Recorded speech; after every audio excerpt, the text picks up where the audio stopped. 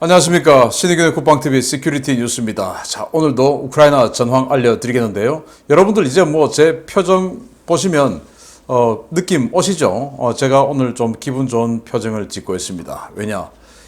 미군 무기가 말이죠. 전선에 등장 본격적으로 하기 시작했습니다. 그리고 지금 미군을 비롯해서 나토 그리고 이 동유럽에서 지원해주는 이 장비들이 계속 이제 전선에 들어오는 사진이 공개가 되기 시작했어요. 사진이 공개가 됐다라는 것은 이미 이제 뭐 사실 이 정부 차원에서 공개한 사진은 이미 다 진행되고 나서 그 차후에 알려주는 거니까 이미 이제 전선에 배치되었다라는 말이고, 정말 놀라운 이야기가 나왔는데 지금 개전 이래 지금까지 들어온 이 차량이나 전차나 장갑차나 이런 이 차량류가 어마어마한 물량, 10,000대가 넘게 들어왔다는 거예요. 자, 이거 이제 전선에 투입될 텐데 러시아 어떡합니까? 러시아가 지금까지 깨진 거는 어마어마하죠. 자, 이런 상황. 그리고 여기에 대해서 우크라이나가 이제 이 남부 지역 헤르손 전선에서 본격적인 공격 작전에 나서는가 봅니다.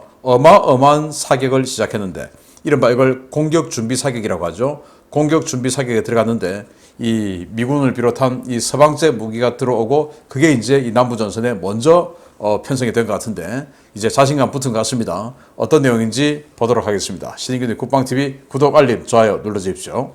먼저 5월 13일 전황을 먼저 보겠는데요. 일단 병력은 250명을 사살했고 전차는 10대 격파, 장갑차량 50대 격파, 야포 열문 격파, 대공무기 1기 격파, 항공기 2대 격추, 드론 7대 격추, 순항미사일 1발 격추라는 이런 전과를 가지고 주요 전선 상황을 보면 일단 이 지도는 어제하고 똑같습니다. 전혀 달라진 부분이 1도 없고 똑같습니다. 그렇지만은 뭐 그 말은 아직 소강 상태다 이 말이고, 제가 오늘 아까 뭐 헤르손 지역에서 포격을 감행했다, 아마 이건 내일쯤에 화살표가 쑥 나오지 않을까라고 생각이 되는데요. 일단 주요 전선 상황을 보겠습니다.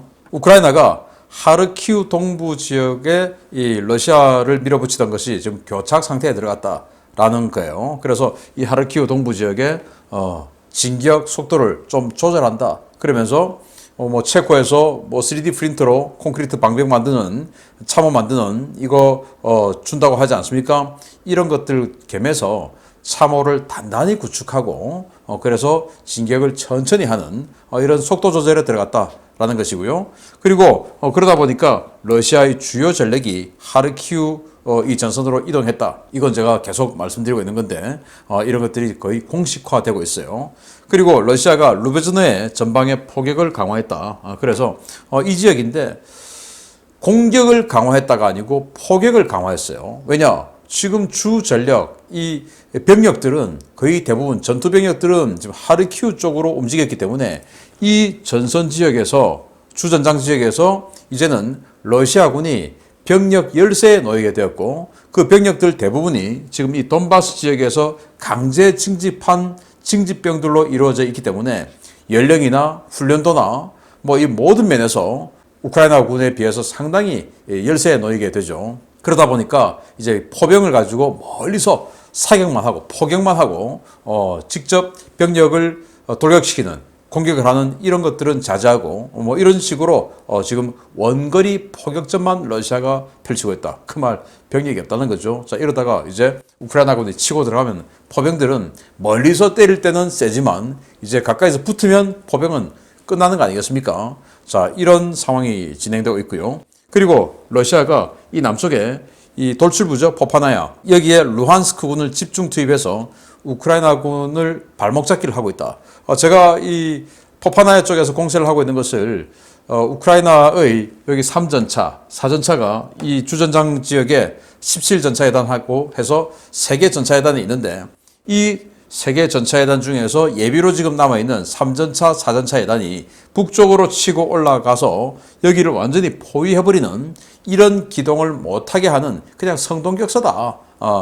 라는 그런 분석을 어제 그제 해드렸는데 미국 전쟁연구소에서도 저와 똑같은 분석을 해서 이렇게 발표를 했습니다. 그리고 러시아가 이지움 축선에서 병력 재정비 중이다. 계속 두들겨 맞으니까 이제 재정비 중이다. 라는 거고요. 자, 우크라이나가 이 헤르손 전선에서 어마어마한 포격을 하고 있는데 그 포격 내용은 제가 워낙 중요하고 또 거대한 포격이다 보니까 따로 제가 말씀을 드리도록 하겠습니다. 그리고 러시아가 이 터키의 아조스탈 중재안을 거부했습니다. 터키가 나섰어요. 터키가 또 푸틴 대통령하고 좀 통하는 사이 아닙니까? 에르도안 터키 대통령이. 그래서 이 아조스탈 여기 인간적으로 이거는 뭐 인도적으로 문제가 많다. 그래서 이들이 뭐 어떤 재무장에서 공격하고 반격하고 하는 것이 우려가 된다면 이 터키가 직접 이 마리우폴로 배를 보내서 이 여기에 남아있는 무장 세력들 뭐 할 것 없이 전부 다 잡아와서 터키의 수용소에 가둬놓고 전쟁이 끝날 때까지 터키가 관리 감독하겠다. 그러면 이들도 역공받을 가능성 없는 것이고 그리고는 또 인도주의적으로 이들이 비난받지도 않을 것 아니냐. 그래서 우리가 개입하고 싶은데 어떠냐? 라고 터키가 러시아에 제안했는데 러시아는 좀 터키가 굉장히 바람직한 제안을 한 것 같아요. 그런데 러시아는 그걸 거부했습니다. 다 죽여버리겠다. 라는 것이죠. 정말 안타깝습니다. 자, 이런 전황을 두고 주요 상황 설명해 드리겠습니다. 점점 수세로 몰리고 있는 러시아의 전략 목표가 확실히 축소되고 있는 것으로 보입니다. 돈바스 전역 석권을 목표로 했던 러시아가 기존 전략을 수정해 세베로도네츠크 선까지만 장악하는 것으로 전략 목표를 수정했을 것이라는 분석이 제기되었습니다. 교착 상태에 빠져 현재는 소모적인 공세를 벌이며 기존 점령지를 방어하기에 급급한 러시아군이 최근 돈바스 전선의 전략 목표를 수정한 것으로 보이며 이에 따라 병력 배치와 이동에 변화가 감지되고 있다고 미국 전쟁연구소 ISW가 미국 동부 표준시 5월 12일 전황 브리핑을 통해 밝혔습니다. ISW는 당초 러시아군은 이지움에서 슬로반스크, 드발체프를 잇는 축선으로 진격해 돈바스 지역의 우크라이나 방어부대를 포위하려던 계획을 추진해왔다 라며 최근 러시아는 이러한 노력을 포기하고 세베로도네츠크와 리시칸스크 일대만을 장악하는 얕은 포위망을 구축하는 쪽으로 계획을 수정한 것으로 보인다 라고 분석했습니다. 당초 러시아는 4월 초 공세를 준비하면서 이지움에 대규모 병력을 투입하고 M03 도로를 따라 남하하면서 슬로반스크와 크라마토르스크, 아르테모포스크 등을 연달아 강타하고 도네츠크시 남쪽의 드발체크까지 진격해 이지움, 세베로도네츠크, 드발체크 삼각지대 안의 우크라이나 방어부대를 포위 섬멸한다는 구상을 가지고 전쟁을 수행해 왔습니다. 그러나 이 공세 성공의 핵심인 슬로반스크가 한 달 넘게 버티면서 M03 도로를 따라 진격한다는 당초 구상에 차질이 생겼는데요. 대안으로 돌파를 시도했던 바로벤코보와 리만, 빌리오 리버카에서도 번번이 우크라이나군의 반격으로 공세가 좌절되면서 러시아군은 수렁에 빠지기 시작했습니다. 러시아는 4월 한 달 동안 공세 임무를 수행해온 부대들을 후방으로 빼 재편성한 뒤에 이를 다시 M03 축선에 투입하려 했지만 하르키우 동부에서 우크라이나군이 대공세를 시작하자 이 병력을 하르키우 쪽으로 다시 뺐는데요. 이 때문에 M03 축선의 러시아군은 공세 지속 능력을 완전히 상실한 것으로 평가되고 있습니다. ISW는 현재 러시아가 루한스크와 도네츠크에서 징발한 병력으로 포파나야 일대에서 소모전을 벌이며 우크라이나군의 예비대가 다른 전선으로 이동하지 못하도록 잡아두고 있다고 분석했는데요. 서쪽에서 계속 증원군이 들어오는 우크라이나와 달리 러시아군의 병력은 현재 전선에 투입된 병력이 사실상 전부여서 과연 러시아의 루한스크 선 굳히기 작전이 언제까지 유지될지 지켜봐야 되겠습니다. 자, 러시아는 이 이지움으로 확 치고 내려오면서 루한스크주 그리고 도네츠크주 이 전체를 장악하고 그러면서 이 2014년 이후부터 이 루한스크주와 도네츠크주에서 반군을 상대로 싸우고 있었던 그 우크라이나 군 그리고 또 이번에 전쟁이 벌어지면서 추가로 증원된 군 이것들을 포위 섬멸하는 구상을 세우고 완전히 이 기동부대로 제1근위 전차군이니까 최고의 기갑부대로 기동전을 펼쳤는데 그게 지금 좌절된 거죠. 그런 최고의 기갑부대가 이렇게 돈좌될 줄 누가 알았겠습니까? 그래서 원래 플랜 A는 이런 식으로 오렌지색처럼 이렇게 내려와서 이지움 먹고 그리고는 다시 쭉 내려와서 슬로반스크 먹고 그리고는 이 루한스크와 도네츠크 이 선까지 이을 생각이었죠. 그리고는 원래는 이 하르키우를 먹고 원래 플랜 A는 그랬는데 하르키우 못 먹었죠. 또 그 밑에 있는 추이부 금세 뺏겨버렸죠. 이러면서 추이부를 뺏기면서 이 M03 도로를 통한 보급선 그리고 관통 이게 사실은 이미 진작에 좌절되었는데 그래서 이제 이 볼첸스크를 통해서 우회해가지고 이쪽으로 들어오는데 지금 볼첸스크가 함락 지경에 다시 돼 있죠. 우크라이나가 탈환 직전에 들어가 있으니까. 그래서 자 이건 이제 안 되겠다. 포기하자. 왜? 뒤가 지금 이제 불안하니까 볼첸스크를 뺏길 지경에 있으니까. 그래서 이제 플랜 B다. 그래서 이 내부에 있는 우크라이나군을 포위 섬멸하는 계획은 접고 그냥 도네츠크 주는 크니까 이거는 그냥 밥만 먹는 것으로 만족하고 루한스크 주만 다 먹자. 이렇게 해서 루한스크 그리고 도네츠크 두 개의 인민공화국을 따로 세우려고 했는데 이제 그냥 다 묶어서 이 도네츠크는 반밖에 못 먹었어 라고 러시아인들에게 말하기가 이거 좀 부끄러우니까 그냥 루한스크와 도네츠크 루한스크 다 먹고 도네츠크 밥 먹고 이렇게 해서 그걸 합해서 돈바스 공화국으로 만들자라고 전략을 변경한 거죠. 그러다 보니까 병력 재배치가 상당히 복잡하게 이루어지고 있는데 제1근위전차군이 이 이줌 축선에 주력으로 선봉으로 뛰고 있었는데 이거 지금 뭐 진작에 지금 뒤로 빼가지고 이제 벨고로드 쪽으로 도망가 있죠. 그렇게 해서 이 볼첸스크를 지키면서 우크라이나군이 러시아 본토로 치고 들어오는 것을 막는 이제는 아예 러시아가 방어 입장에 처하게 됐어요. 그러다 보니까 지금 이 지역에 있는 러시아군의 병력이 굉장히 약해졌고 특히 41연합군과 제2근위연합군은 루안스크에서 강제 징집한 60세까지 아저씨들로 구성되어 있으니까 저 같은 사람들 무슨 제가 능력이 있어서 기갑전 또 기계화 부대 보병이 되고 하겠습니까? 한 10발만 뛰면 숨이 허걱거려가지고 제대로 못하겠죠. 이런 사람들 불러가지고 지금 전쟁을 하고 있으니 이길 리가 있겠습니까? 자, 그러면서 능력이 안 되니까 지금 포격만 계속하고 있는 상황이다. 자, 그런데 우크라이나는 그러면 도대체 언제 대대적인 재반격을 하냐? 지금 서방에서 들어오는 그 많은 무장들이 이제 이 일선에 들어가야 되겠죠? 예를 들면 여기 25 공수여단, 81 공중강습여단 이런 부대들이 있습니다. 여기도 95 공중강습여단, 또 79 공수여단 이런 부대들 완전히 경보병 부대들이죠. 경보병 부대가 3호 속에서 휴대용 대전차 미사일 이런 것들을 가지고 적의 러시아군의 기계화 부대를 막아낼 수는 있었지만 공세가 전환돼서 이런 경보병 부대가 휴대용 지대공 미사일 들고 돌격할 수는 없죠. 적의 전차나 장갑차를 향해서. 그래서 공세를 못하고 있는 거예요. 전체적인 병력은 우크라이나군이 우위에 있지만 장비에서 경보병이 지금 많이 있으니까 열세에 있던 거예요. 헤르손도 마찬가지고. 그런데 제가 지금 다음에 알려드리겠지만 이제 본격적으로 미군 무기 그리고 동구권 무기 독일 무기 이런 것들이 본격적으로 들어와서 이제 전선에 배치되고 있거든요. 이제는 공세로 들어가는 겁니다. 왜? 기계화되니까. 그래서 기계화 대 기계화로 싸워야지 공격부대가 경보병이면 기계화부대를 깰 수가 없죠. 이제 공격부대, 방어부대였던 이 경보병이 기계화로 개편된 상황이 전선에서 식별되었고 그러면서 대규모 공격 준비 사격을 헤르손에서 시작했습니다. 우크라이나가 보겠습니다. 지난 4월부터 서방 국가들이 공급한 무기들이 우크라이나군 야전부대에 속속 도착해 본격적인 가동에 들어갔습니다. 새로 공급받은 무기들로 전열을 재정비한 우크라이나군이 남부 지역에서 파상적인 화력 공세에 들어갔다는 소식입니다. 우크라이나 남부작전사령부가 현지 시각 5월 12일 하루에만 항공기와 포병을 동원해 남부 전선의 적 거점 100개소에 대한 대대적인 포격과 공습작전을 실시했다고 밝혔습니다. 남부작전사령부는 헤르손과 크리프리, 미콜라이우 일대의 적 거점에 대해 전투기와 공격기, 곡사포, 다련장 로켓 등의 화력 자산을 동원해 대대적인 공격을 가했으며 이로 인해 러시아군이 상당한 피해를 입었다고 밝혔습니다.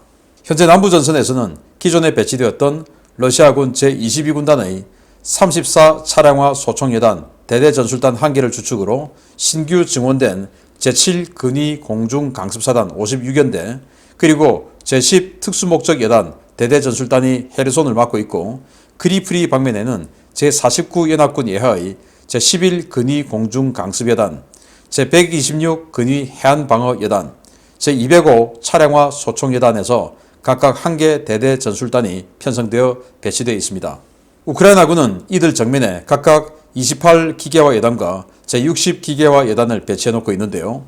우크라이나군은 이들이 최근 서방에서 지원된 M113 장갑차와 T-72 전차를 운용하는 모습을 공개하며 이들 부대의 공세가 임박했음을 시사했습니다. 이번 대규모 화력 투사는 기동부대의 공세에 앞서 러시아군의 방어진지를 약화시키기 위한 목적으로 예상되는데요. 예상보다 빠르게 준비된 우크라이나 남부전선 기동부대들이 과연 헤르손을 어떻게 탈환할지 기대가 모아지고 있습니다. 100개 지역의 군사 거점을 향해서 우크라이나 군의 로켓포병, 포신포병, 그리고 전투기 폭격 등 아주 여러 종류의 폭격이 동시다발적으로 감행되었다라는 것인데, 이게 이제 전면전 우리 하기 직전에 공격 준비 사격 바로 딱 그 양상이죠. 그래서 100개 지역을 동시에 때렸다라는데, 그러면서 지금 기존에 방어 역할을 맡고 있었던 부대들이 기계화되고 있다라는 걸 그들이 과시했어요. 사진 공개했습니다. 자, 기존의 러시아군은 이런 식으로 헤르손 쪽에 3, 4개 BTG, 그리고 여기 크리프리 쪽에 3개 BTG를 편성해 놓고 있었는데, 사실 이런 것들도 아주 오래된 한 달 정도 됐으니까 이제는 거의 실제 명목상은 3개지만 거의 1개 BTG 정도로 축소되었지 않나, 이런 게 현지 오신트 소식통들의 예상이에요.